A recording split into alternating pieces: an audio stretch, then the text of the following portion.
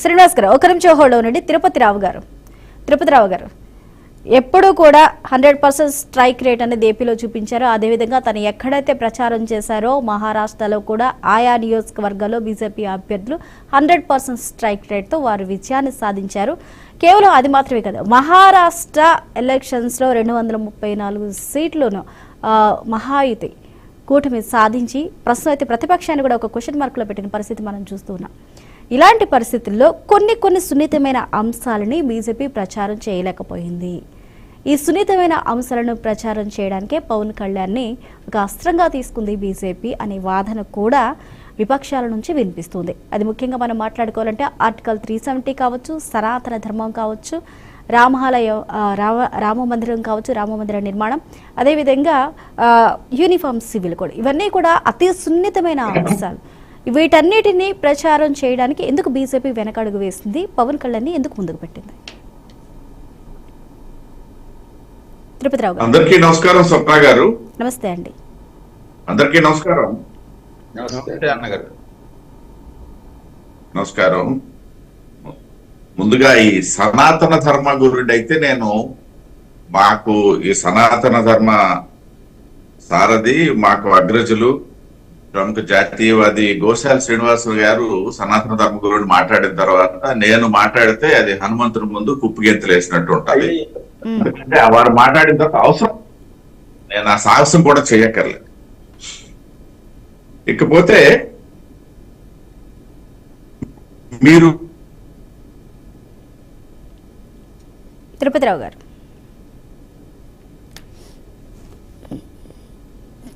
Cut అయినట్టుంది వారికి. తిరుపతి రావు గారు వినిపిస్తుందా మీకు? ఓకే అండి, చెప్పండి. భారతదేశ హలో చెప్పండి, మాట్లాడండి రావు గారు.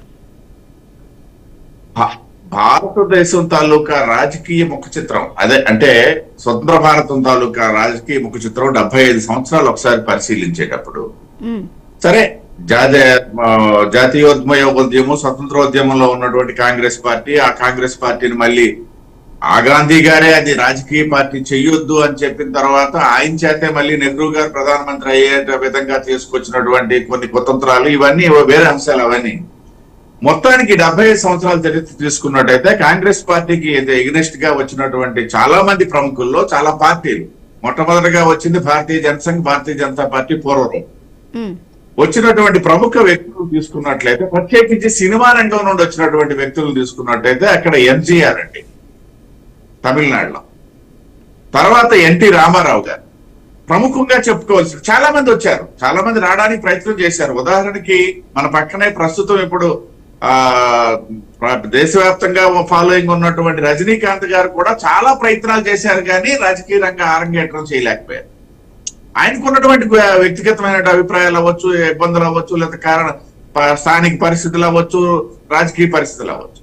వచ్చినటువంటి వాళ్ళలో ఆనాడు ఎంజీఆర్, తర్వాత ఎన్టీ రామారావు గారు మళ్ళీ ఇవాళ సమకాలీన రాజకీయ చిత్రపటంలో సినిమా రంగం నుండి వచ్చి రాజకీయ రంగాన్ని ప్రభావితం చేయగలిగినటువంటి, ఆ ప్రభావితం చేస్తున్నారు కాబట్టే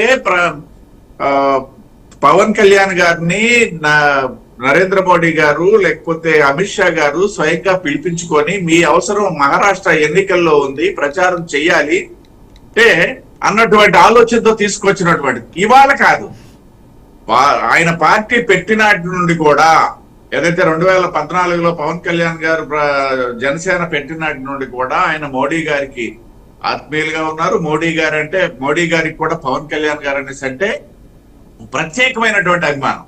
ఈ అభిమానాన్ని ఎక్కడో 4 గోళ్ల మధ్య కాదు, ఎన్డీఏ మీటింగ్ లోనే పవన్ అయ్యి ఆంధీ అని ప్రకటించినటువంటి నరేంద్ర మోడీ గారు, ఏదైతే మొన్న గెలుపు సందర్భం. అంటే ఈ నేపథ్యంలో అంటే పవన్ కళ్యాణ్ గారికి ఒకవైపు చిత్రరంగంలో ఉన్నటువంటి ఫాలోయింగ్, తద్వారా రాజకీయ రంగంలోకి వచ్చిన తర్వాత వచ్చినటువంటి ఫాలోయింగ్. ఎందుకు వచ్చింది ఆ ఫాలోయింగ్ అనేసి అంటే కేవలం చిత్రరంగంలో. ఇప్పుడు ఎన్ రామారావు గారు రాజకీయాల్లోకి వచ్చేటప్పుడు మేము చిన్నవాళ్ళం, కానీ అప్పుడు ఏమనుకునేవాళ్ళ డాన్స్ చేసుకున్న వాళ్ళు వచ్చి రాజకీయాల్లో ఏం చేస్తారు అన్నటువంటి ఒక భావం ఉండేది. కానీ ఆయన వచ్చిన తర్వాత తీసుకొచ్చినటువంటి మార్పులు పరిపాలన అయితేనేమి, సంక్షేమంలో అయితేనేమి, అభివృద్ధులు అయితేనేమి ప్రజలు ఆమోదించారు. ఆయన ఒక రాజకీయవేత్తగా, ఒక స్వచ్ఛమైనటువంటి రాజకీయవేత్తగా రాష్ట్రం గాని దేశం గాని ఆమోదించింది. నేను దేశం అంటున్నా, ఎందుకంటే ఆ రోజు జాతీయ ఫ్రంట్ లో కూడా ఎన్టీ రామారావు గారు కన్వీనర్ గా ఉండి రాజకీయాలు నడిపినటువంటి సందర్భాన్ని గుర్తు చేస్తాం. సో ఇవాళ పవన్ కళ్యాణ్ గారు కూడా అదే స్థాయిలో రాజకీయ రంగంలో 10 సంవత్సరాల పాటు ఎన్నో రకాలైనటువంటి అవమానాలు అయితేనేమి, ఇబ్బందులు అయితేనేమి ఎదుర్కొని నిలదొక్కుని సమయానికి అనుగుణంగా రాష్ట్రానికి ఏం కావాలి అన్నటువంటి ఆలోచనతోని ఇక్కడ కూటమి, ఎన్డీఏ కూటమి అధికారంలోకి వస్తుంది అన్నటువంటి భావనతోని కూటమి పార్టీల మధ్య సయోధ్య కుదుర్చి కూటమితో ఎన్నికలకు వెళ్లి నభూతో నా భవిష్యత్ అన్నటువంటి రిజల్ట్ సాధించడంలో ఒక కీలకమైనటువంటి వ్యక్తి పవన్ కళ్యాణ్ గారు. అక్కడితో పూర్తవలా. పవన్ కళ్యాణ్ గారు ఉప ముఖ్యమంత్రి అయిన తర్వాత ఆయన ఏదో సినిమాలకే పరిమితం అవుతారు, లేకపోతే ఏదో ఒక రోజులో 1 గంట కూర్చుంటారు ఆయన అన్నటువంటి ప్రతిపక్షం తాలూకా విమర్శలు మనం ఒకసారి గుర్తు చేసుకుంటే ఇవాళ ఏమైందనేసి అంటే 24/7 లైక్ చంద్రబాబు నాయుడు గారితో సమానంగా ఆయన ఉప ముఖ్యమంత్రి బాధ్యతలు నిర్వర్తిస్తూ రాష్ట్రంలో ఏ విధంగా అభివృద్ధి చెందారు. నిన్న కూడా ఒక కొత్త కోణం, ఏదైతే విద్యార్థులకు సంబంధించి కూడా చూడండి, ఎవరికి అందనటువంటి అంశం అది.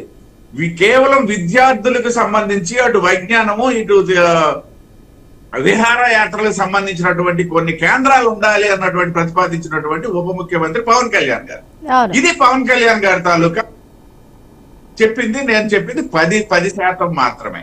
సో ఇటువంటి తరుణంలో ఇక పార్టీల విషయానికి వస్తే ఖచ్చితంగా పార్టీలో ఉన్నటువంటి కార్యకర్తలందరినీ, పార్టీ తాలూకా సానుభూతి పనులను కానీ ఏ పనికి వాడుకోవాలో ఆ పనికి వాడుకునేదే సరైనటువంటి రీతిలో వాడుకునేదే సరైనటువంటి రాజకీయ పార్టీ. అందులో ముందుంటుంది భారతీయ జనతా పార్టీ. నాకు 2 మాటలు చెప్పడం వచ్చు కాబట్టి మీ ముందు పెట్టింది అధికార ప్రతినిధిగా. మరొక వ్యక్తికి ఆర్గనైజేషన్ చేసే అవకాశం ఉంది కాబట్టి ఆ వ్యక్తికి ఇంకొక బాధ్యత ప్రధాన కార్యదర్శిగా ఇస్తుంది. అదే విధంగా ఎన్నికల్లో కూడా నేను కూడా కర్ణాటక ఎన్నికల్లో గాని, తెలంగాణ ఎన్నికల్లో గాని నేను భాగస్వామిని అయిన వాడినే. ఇవాళ మహారాష్ట్ర ఎన్నికలకు వెళ్ళలేకపోయాను, కానీ రాష్ట్రం నుండి నాకంటే పై స్థాయిలోనూ ఉన్నటువంటి చాలా మంది పెద్దలు వెళ్ళి అక్కడ ఎన్నికల్లో పాల్గొన్నారు. అయితే అందరూ పవన్ కళ్యాణ్ లాగా రోడ్ షోలు చేయలా. ఇక్కడ ఉన్నటువంటి పరిస్థితుల నేపథ్యంలో వారి ప్రమేయము, వారి అవసరము ఎక్కడ ఉందనే దాని మీద పనిచేశారు అనమాట.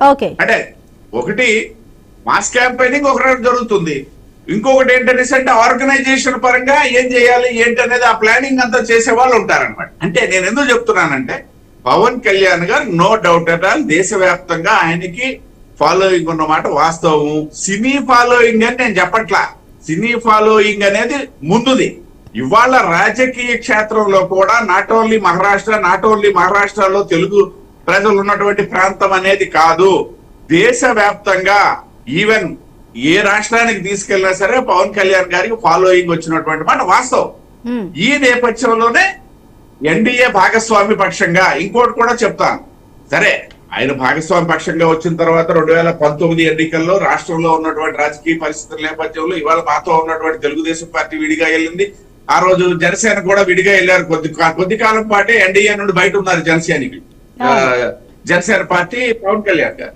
సో ఇవన్నీ అయిన తర్వాత రాష్ట్రంలో కూడా ఈ రాజకీయ పార్టీల మధ్య సయోధ్య, తర్వాత వైరుధ్యాలు, ఇవన్నీ కూడా కొన్ని ప్రయోగాలు జరిగిపోయాయి. దాదాపు 99 నుండి చూసుకుంటే కొన్ని ప్రయోగాలు జరిగిపోయిన తర్వాత ఒక అవగాహనతోని, ఒక ఆలోచనతోని నరేంద్ర మోడీ గారు 3వ పర్యాయం ప్రధానమంత్రి అవుతున్నారు అన్నటువంటి, సరే మెజార్టీ తగ్గింది, ఓట్లు తగ్గల, మెజార్టీ తగ్గింది అన్నటువంటి వాళ్ళకు కూడా మేము సమాధానం చెప్పాం.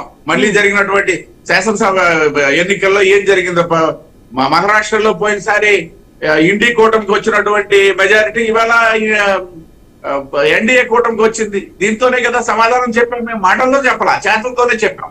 కాబట్టి ఈ నేపథ్యంలో ఏదైతే ఎన్డీఏకి సంబంధించి ఒక ప్రధానమైనటువంటి నేతగా irrespective of seats, irrespective of post, చాలా మంది అంటారు ఆయన ముఖ్యమంత్రి కాదు కదా అనేసి. ముఖ్యమంత్రి ఆయనకి సంబంధం లేదు, ఉప ముఖ్యమంత్రి అనేది కూడా ఆయనకి సంబంధం లేదు. పవన్ కళ్యాణ్ ఏదైతే మోడీ గారు అన్నట్టుగా ఆయనకు సునామీ అంతే. దాని నేపథ్యంలోనే ఇవాళ నిన్న జరిగినటువంటి మహారాష్ట్ర ఎన్నికల్లో ఆయన తాలూకా అవసరం ఉందని చెప్పేసి ఆయన వెళ్ళారు. రేపు జరగబోయే ఎన్నికల్లో ఎక్కడ అవసరం ఉంది అనుకుంటే పార్టీ అదే కూటమి భావించినట్లయితే అక్కడికి వారు వెళ్తారు. ఇంకొక విషయం ఏంటంటే పైపెచ్చు నరేంద్ర మోడీ గారికి పవన్ కళ్యాణ్ గారికి మధ్య ఉన్నటువంటి ఆ సంబంధ బాంధవ్యాలు ఏవైతే ఉన్నాయో ఎన్డీఏలో నేను ధైర్యంగా చెప్తున్నా, ఎన్డీఏలో ఏ ఇతర పక్షాధినేతతో కూడా అటువంటి సంబంధ బాంధవ్యాలు లేవు అని చెప్పగలం. ఆ నేపథ్యంలో కూడా పవన్ కళ్యాణ్ గారి తాలూకా ఆలోచన అయితేనేమి, వారి తాలూకా చరిస్మా అయితేనేమి, వారి ఫాలోయింగ్ అయితేనేమి ఎన్డీఏకి ఉపయోగపడే విధంగా ఖచ్చితంగా మా అగ్రనాయకత్వం అది ఉపయోగించుకుంటుంది.